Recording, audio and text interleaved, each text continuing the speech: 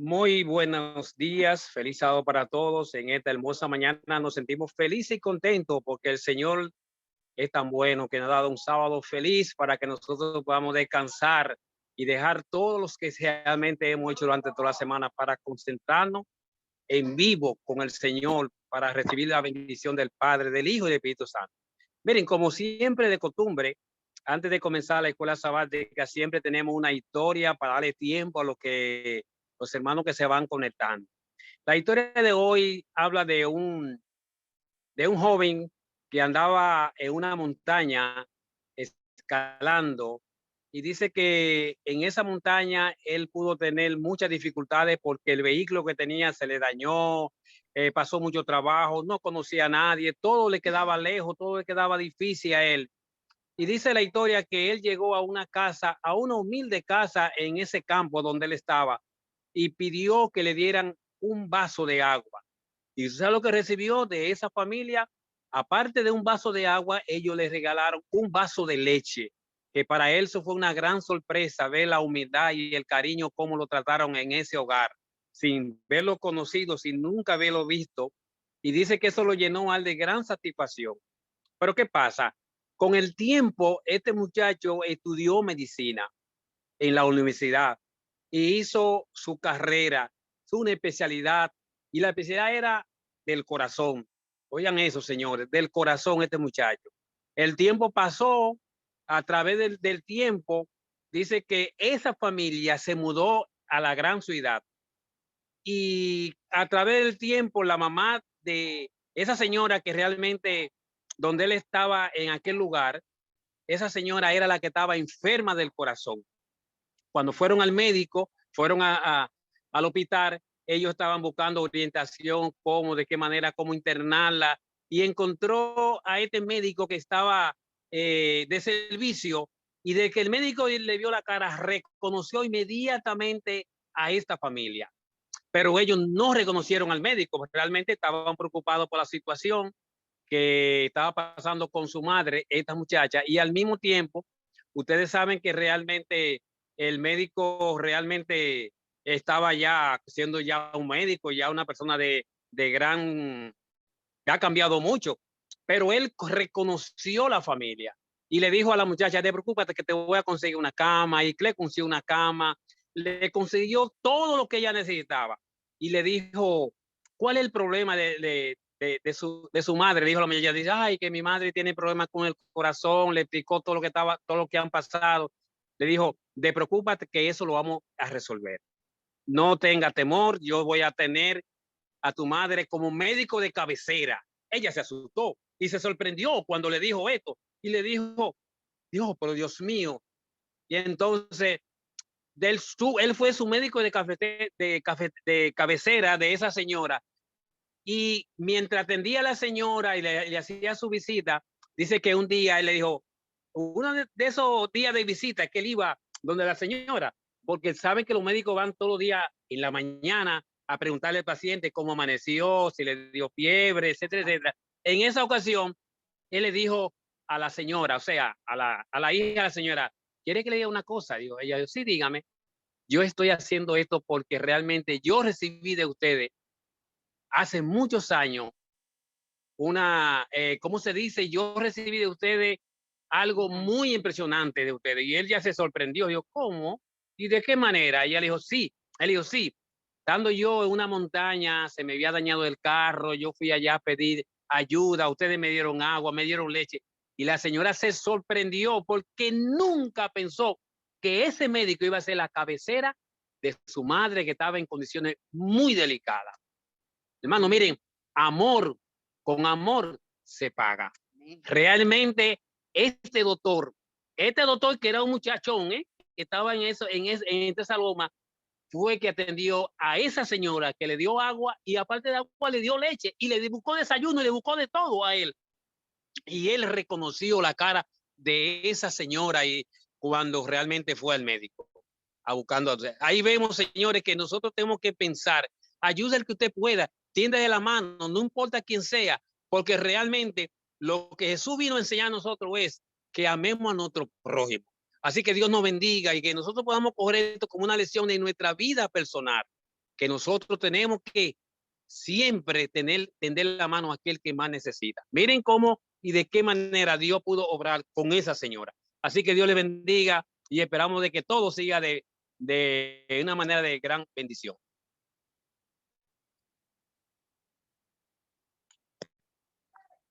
Voy, espere, que estoy ocupada. No, espere.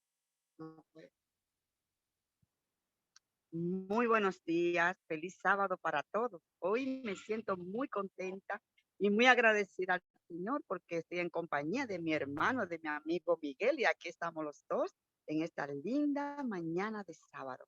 Así es que te invito para que cantes junto a nosotros el himno Oh Amor de Dios. Cántalo con júbilo, siempre con el micrófono apagadito.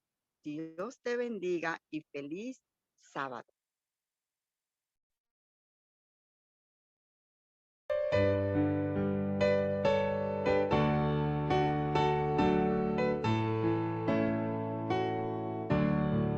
Amor de Dios, tu inmensidad, el hombre no podrá contar ni comprender la gran verdad que Dios al hombre pudo amar. Cuando el pecado entró al hogar de Adán y Eva en Edén, Dios nos sacó, mas prometió un Salvador también.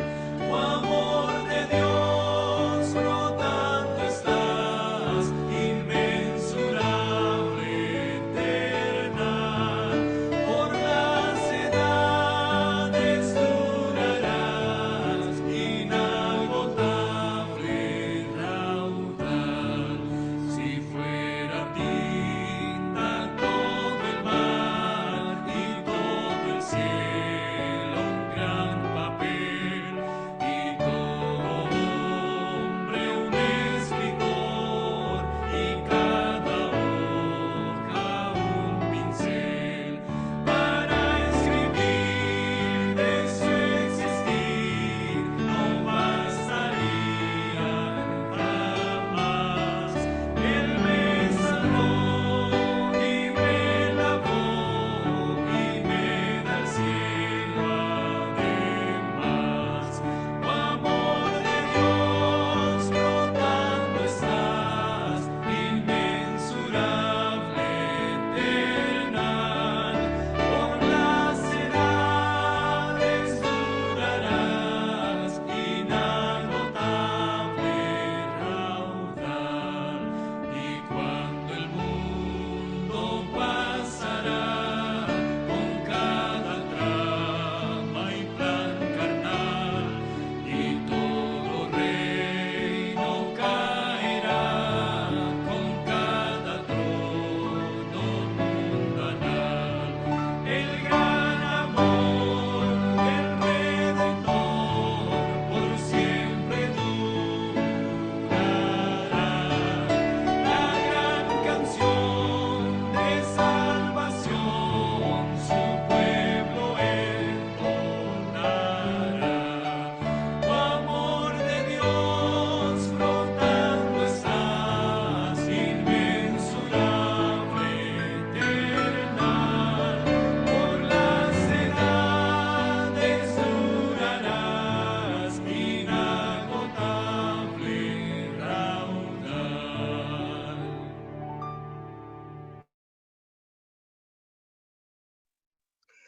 Ahora vamos a inclinar nuestros rostros y vamos a orar después de escuchar esta hermosa canción que terminamos de escuchar. Vamos a orar, por favor. Inclinemos nuestros rostros para orar. Cariñoso Dios que estás en los cielos, en este momento, Dios, te damos las gracias, Señor, por la oportunidad de darnos un sábado más. Que este hermoso sábado, Señor, podamos pasarlo en gloria y en armonía con el Señor. Que usted permita, oh Dios, que todo lo que hemos dejado atrás y nos hemos inclinado hacia ti como día santo del Señor, que usted permita, oh Dios, que nuestra vida y todo nuestro ser pueda estar puesto bajo tu dirección. Permite, Señor, que usted pueda permitir que la bendición del Señor pueda estar con nosotros y también con aquellos que están adorando a su Dios o al Dios vivo en las iglesias en todo el mundo. Permite, oh Dios, de que este hermoso sábado podamos recibir la bendición del Padre, del Hijo y del Espíritu Santo. Y que podamos, oh Dios, cada día seguir hacia adelante para que la obra de Dios siga creciendo y para que el Señor venga pronto a esta tierra. Gracias, oh Dios, te damos, porque eres un Dios bueno. Y porque tú dices que el sábado fue hecho por causa del hombre, no el hombre por causa del sábado. Gracias, oh Dios, porque realmente nos da la oportunidad de poder encontrarnos contigo personalmente. Y permito, Dios, que cada día podamos nosotros sentirnos como parte de tu pueblo y que así de esa manera, oh Dios, o sea, que el día cuando venga podamos recibirte con los brazos abiertos. Estos favores más te lo pedimos, no porque hay mérito en nosotros, sino por tu sangre preciosa que derramaste en la cruz de Calvario para el perdón de nuestros pecados, Señor, te lo pedimos. Amén. Amén. Amén. Qué linda oración. Pues vamos a buscar, porque estamos aquí al aire libre, vamos a buscar la lectura bíblica, primera de Juan 3:1. Mira cuál amor nos ha dado el Padre para que seamos llamados hijos de Dios. Amén. Por esto, dice él, dice aquí, perdón, para que seamos llamados hijos de Dios. Por esto el mundo no nos conoce a nosotros, porque no le ha conocido a él. Que el Señor bendiga su santa palabra.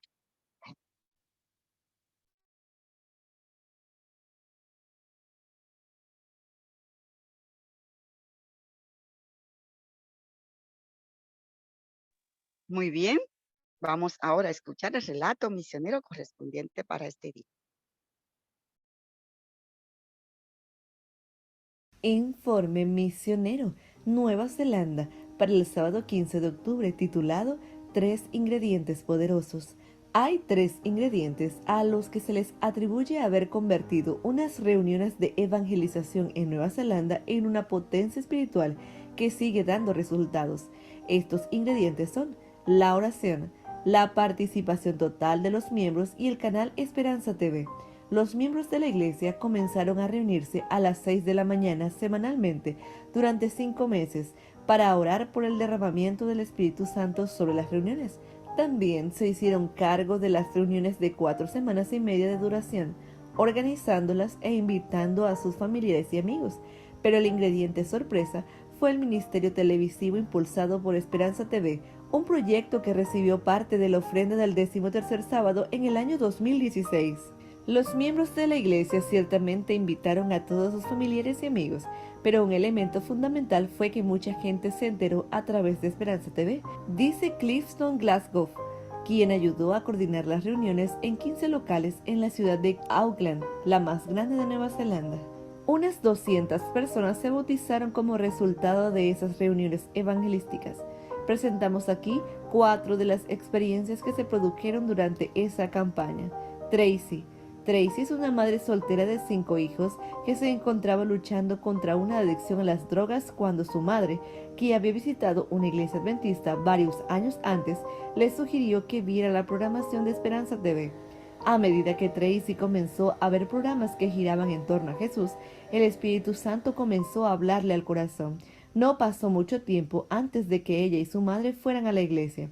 A sus 30 y tantos años, Tracy comenzó a recibir estudios bíblicos. Dejó las drogas durante la semana de evangelización. Ya bautizada, está estudiando para comenzar a trabajar como profesora de secundaria. Ella es una mujer muy positiva, dice Clifton. Puedes ver el gozo del Señor en ella cuando habla de Dios. Es como si Él estuviera allí. Tina y Owen. Tina y su esposo Owen, un jubilado y líder comunitario en la isla Waikiki, en Auckland, aceptaron el mensaje adventista después de ver Esperanza TV y otro canal de televisión adventista de su localidad. Entonces comenzaron a grabar la programación de estos canales en DVD y la distribuían por toda la isla. También comenzaron a orar para que Dios proveyera una iglesia y empezaron a buscar propiedades, preguntándose cómo el Señor podría proveer una sede. Cuando los dirigentes de la iglesia comenzaron a planificar una serie de reuniones evangelísticas para la ciudad de Oakland, Owen se ofreció como voluntario para encontrar un salón comunitario en el cual pudieran llevar a cabo las reuniones locales y para encargarse también de otras partes de la logística. La participación nocturna llegó a 30 personas, la mayoría de las cuales no eran adventistas. Luego, Owen y Tina se bautizaron y se convirtieron en los primeros miembros de la iglesia adventista en Whitehead, que se reúne en un local proporcionado por otra iglesia. La iglesia de la isla es una de las 2 iglesias plantadas a través de las reuniones de evangelización. Haidt y Simon. Haidt, un experto en artes marciales que en el pasado entrenó a tropas de élite del ejército, comenzó a ver Esperanza TV con su esposa Simón. Él había escuchado de Esperanza TV de los labios de un compañero de trabajo que era adventista en la compañía constructora donde él trabajaba. Haidt y Simón se convirtieron a la verdad gracias a los programas de Esperanza TV y creció en su corazón el deseo de tener una relación con Jesús. La pareja comenzó a asistir a los servicios de adoración en sábado y luego a las reuniones de evangelización. Fueron bautizados durante esas reuniones. Audrey y Don. Don y Audrey, una pareja mayor, se toparon con Esperanza TV mientras cambiaban los canales de televisión. Se quedaron asombrados por el esmero que la iglesia adventista ponía en seguir las enseñanzas bíblicas. Ellos notaban que en su iglesia había desviación de los principios bíblicos, así que decidieron probar la iglesia adventista del séptimo día. Don y Audrey comenzaron entonces a asistir a una iglesia adventista local. Durante las reuniones de evangelización decidieron hacerse miembros de la iglesia. Para su regocijo, sus hijas adultas, que viven en otras partes de Nueva Zelanda y en Francia, comenzaron a asistir a iglesias adventistas. Don, que está en su 8ª década de vida, anima activamente a la gente a ver Esperanza TV, repartiendo folletos en hospitales y otros lugares. Esperanza TV se ha convertido en una herramienta integral de testificación, dice Clifton. Es una plataforma maravillosa para compartir el mensaje de Jesús a un mundo que necesita esperanza. Gracias a las ofrendas del 13º sábado de 2016, el canal de señal abierta Esperanza TV se convirtió en una realidad en Nueva Zelanda, donde llega a todos los hogares de manera gratuita. Su ofrenda del 13º sábado de este trimestre ayudará para que en Papúa Nueva Guinea también se pueda disfrutar no solo del canal Esperanza TV, sino también de Esperanza Radio FM.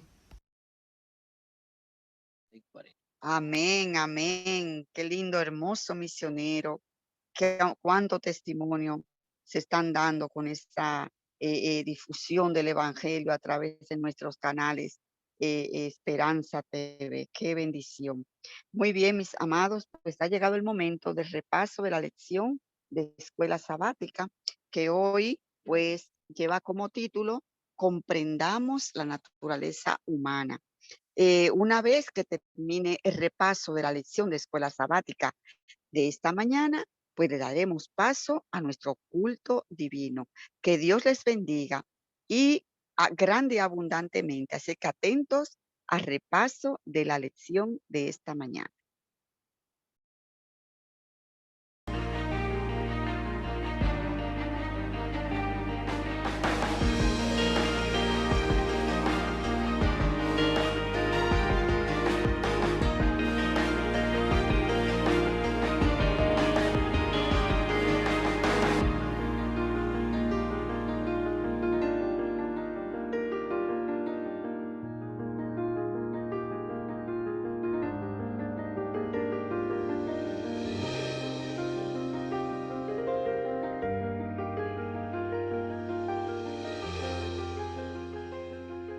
Bienvenidos a la Escuela Sabática Viva.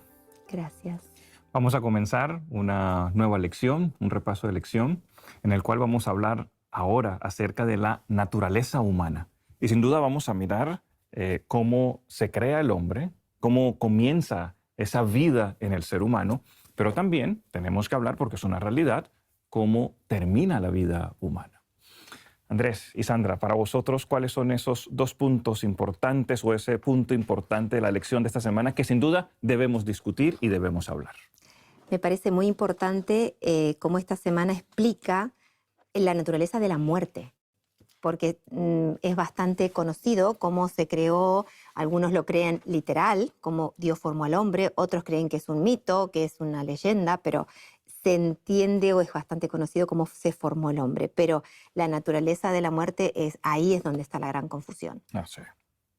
A mí me llama la atención la fórmula que se utiliza y que ahora hablaremos de ella en Génesis 2.7, cómo Dios utiliza varios elementos para componer un ser humano que es un todo que no se puede separar. Es un todo y ahí está, inseparable. Muy bien, muy bien. Creo que podemos terminar la lección aquí. O sea, Ya está. ya está el perfecto, Ahí está. es un todo y no se puede. Pues vámonos. Qué bueno, qué bueno. Quiero compartir un texto que está en el libro de Génesis, el capítulo 1, el versículo 26 y 27, donde tenemos una declaración categórica, ¿no? Dice, entonces dijo Dios, hagamos al hombre a nuestra imagen, conforme a nuestra semejanza, y tenga potestad sobre los peces del mar, las aves de los cielos y las bestias sobre toda la tierra y sobre todo animal que se arrastra sobre la tierra.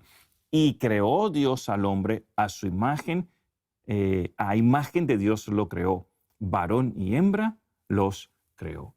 ¿Cuál es la declaración preciosa que encontramos aquí? Que el hombre fue creado ¿por quién? Por Dios, Por Dios. y fue creado a imagen y semejanza de Dios. Hay un texto de Elena G. de White que dice que el hombre fue creado a semejanza de Dios, a imagen de Dios, no solamente en la parte espiritual, sino también en la parte física. Imagínense eso, o sea, que nosotros nos parecemos a Dios porque fuimos creados a la imagen de Dios. Y encontramos en las Sagradas Escrituras más adelante que dice que nosotros, el ser humano, es la niña de los ojos de Dios. Ujú. Somos tan importantes para Dios, escuchen esto, Andrés y Sandra, que Dios decidió enviar a su Hijo unigénito a morir en la cruz del Calvario para que nosotros hoy podamos disfrutar de la salvación. Amén. ¡Qué Cuánta obra ternura, tan cuánta ternura. preciosa! Qué hermoso. Claro, claro que sí, hermoso. Ujú. Vamos a hablar entonces acerca de esa creación de Dios. Ya sabemos que el ser humano fue creado a imagen y semejanza de Dios. Andrés, ¿cuáles fueron esas dos acciones que realizó Dios para crear a Adán? Me gustaría introducir este versículo que mencionas en Génesis 2.7, explicando lo que significa la antropología bíblica adventista. Ujú. Esta disciplina nos dice que el ser humano se intenta comprender a sí mismo, intenta comprenderse qué hago, cómo lo hago, por qué hago lo que hago.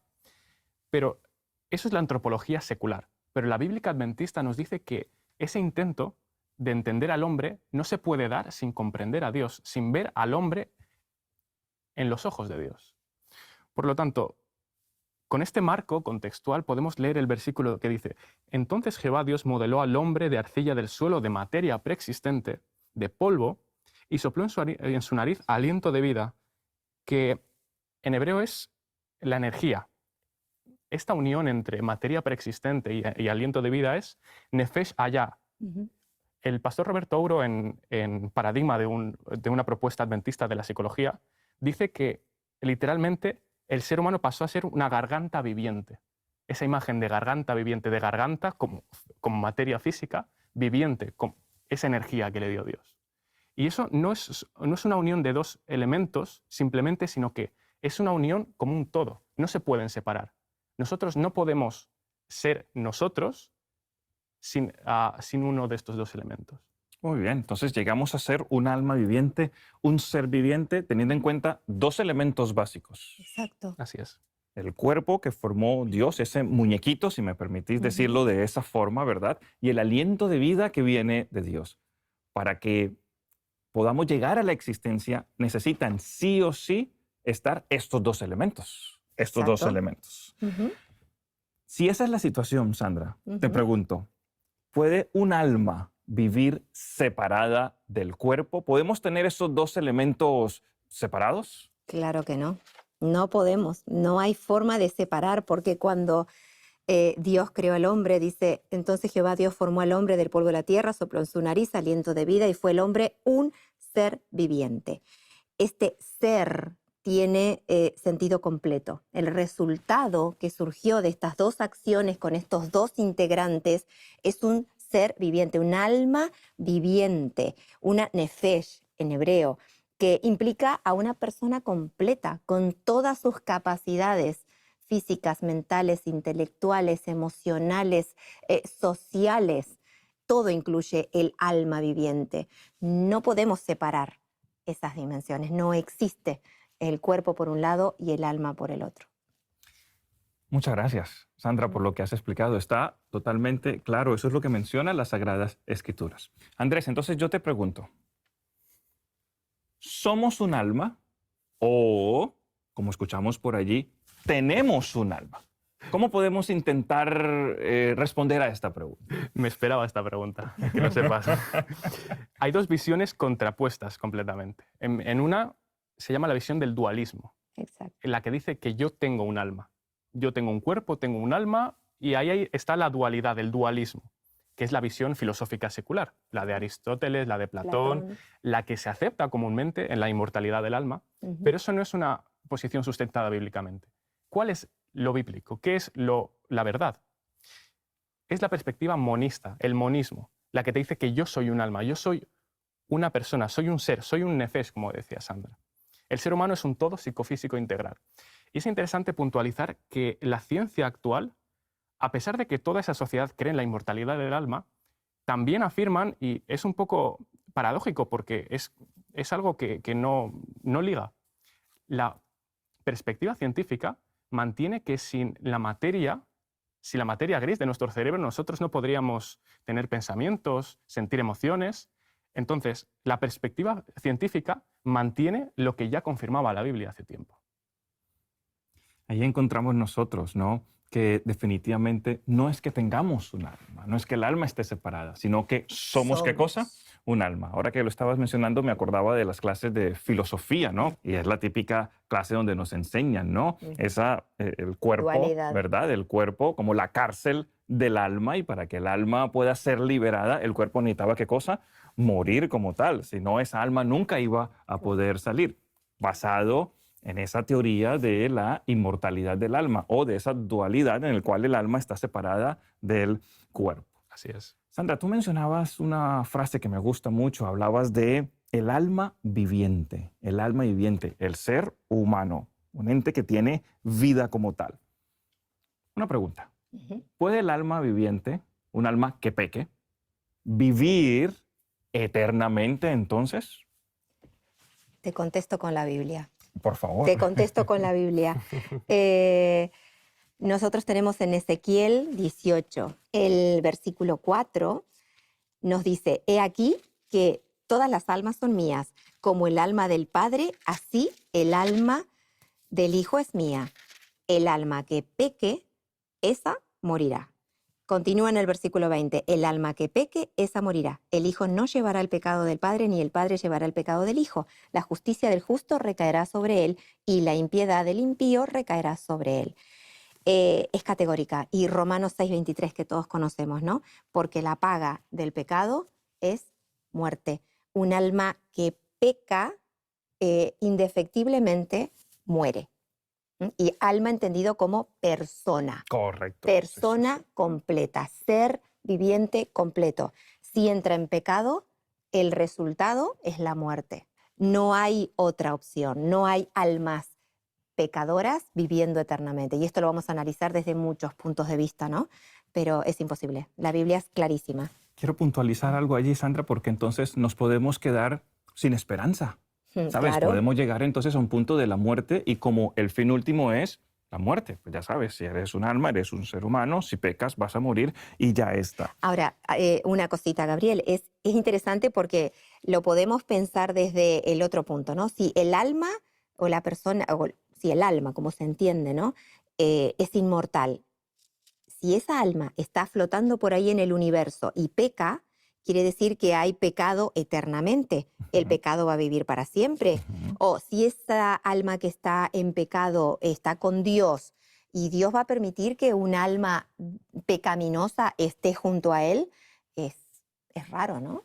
Claro, ¿no? Y gracias por mencionarlo, Sandra, porque tiene que ver también con esa teoría de el fuego eterno o del infierno. Claro. Imagínense ustedes esas almas que supuestamente están en el infierno, ¿verdad? Y que como no mueren, van a estar allí eternamente. Claro. Entonces, podríamos nosotros, si ya lo hemos mencionado en algún momento, pensar en un Dios amoroso que quiere que sufran por toda la eternidad. Hombre, pues no, no podemos encontrar esto Eso es en las Sagradas contradictorio. Escrituras.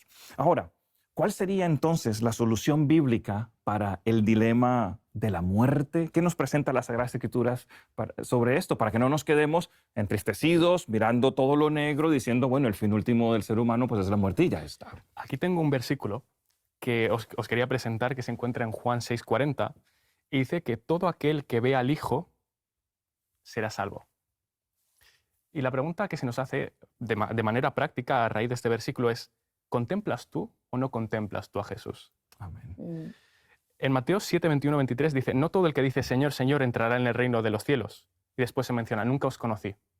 No solamente mencionar a Jesús y hablar de Jesús, sino conocerlo, es cuando se nos da la salvación.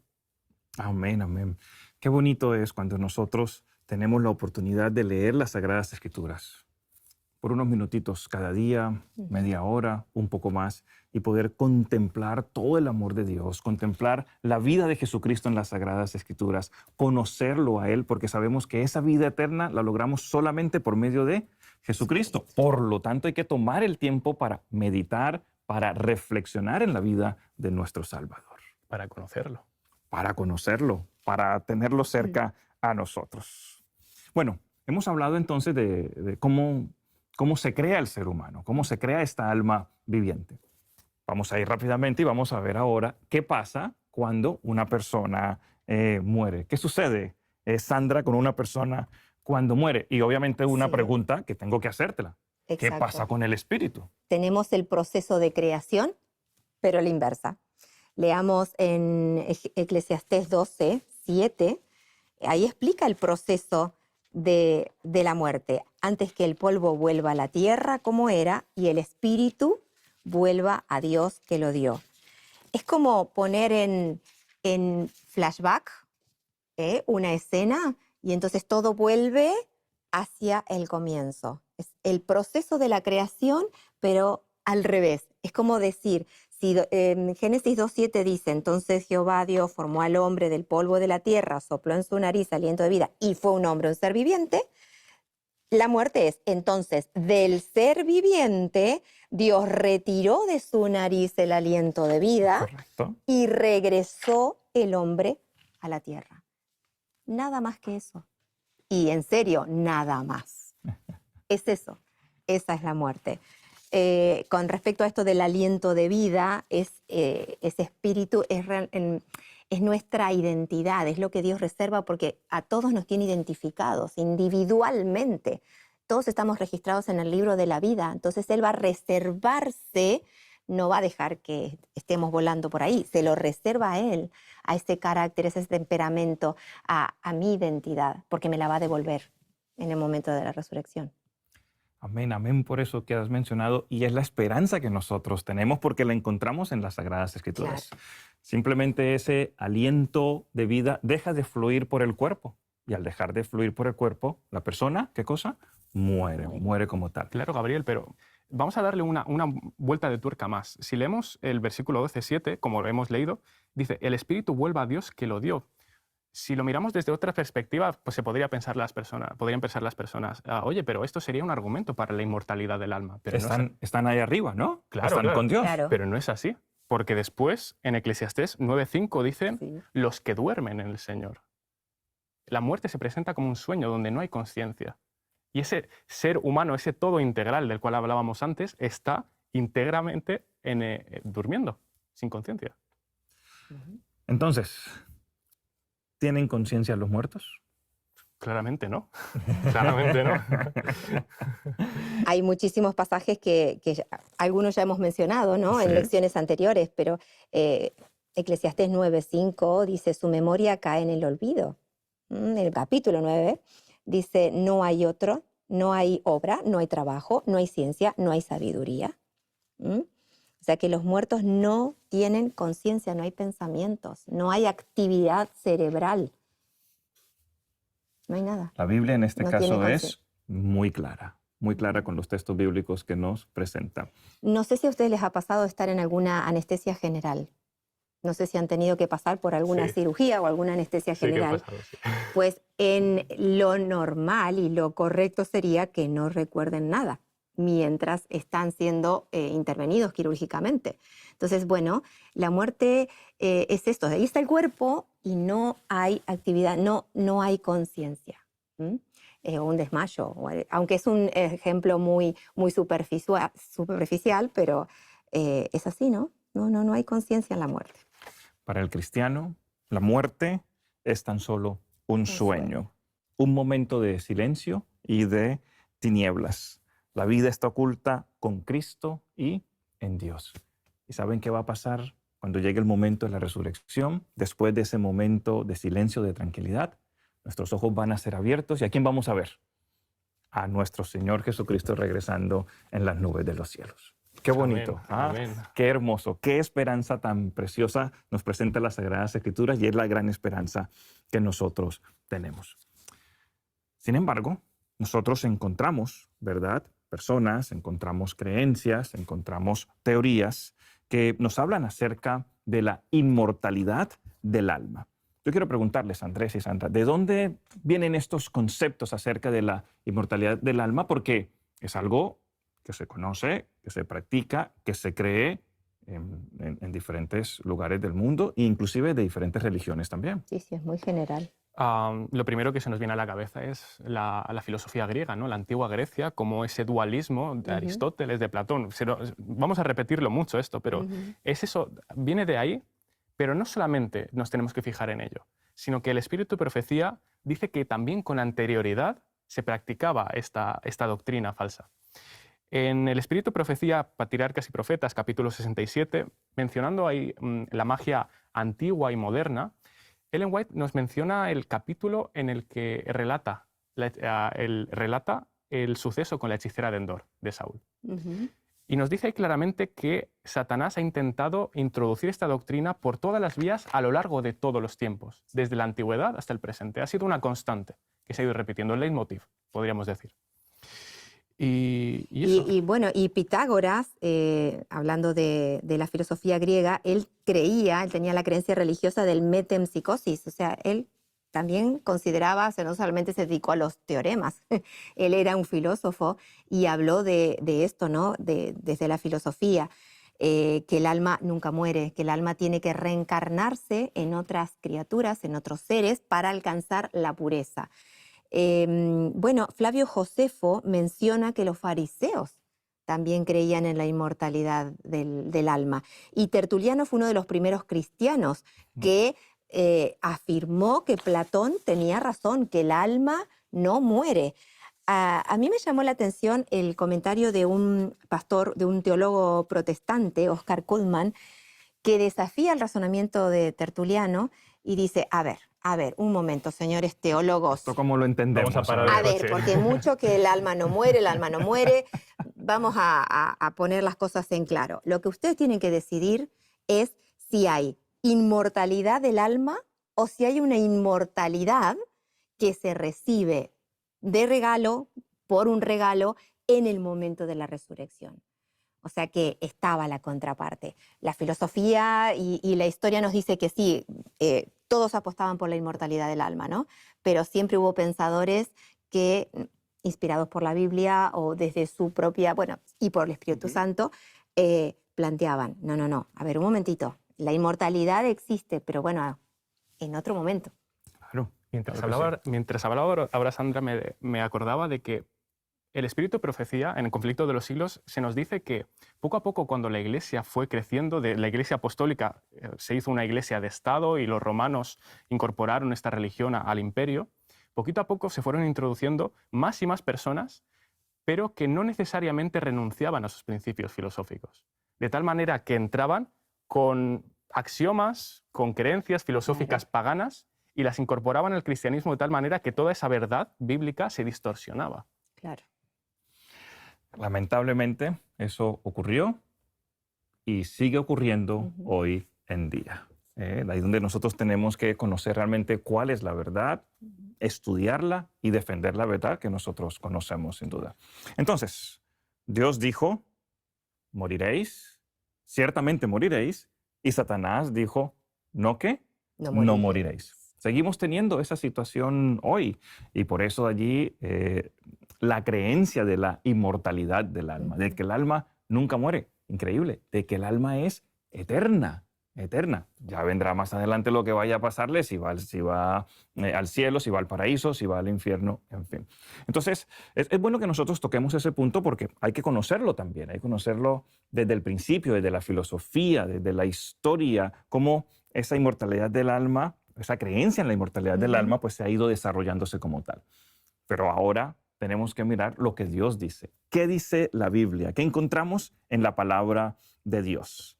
Y les pregunto entonces, ¿cuándo recibiremos la vida eterna? Sandra, nosotros, de acuerdo a las Sagradas Escrituras, creemos en la inmortalidad. Claro que sí. Porque a veces hablamos de eso y algunos dicen, no, nosotros no creemos en la inmortalidad. ¿Qué es eso? Cuidado con esa palabra. No Exacto. creemos en la inmortalidad del alma. Pero la Sagrada Escritura sí nos habla acerca de la inmortalidad. Exactamente, la inmortalidad sí va a existir, Claro. porque Dios para eso murió, Jesús murió para darnos inmortalidad.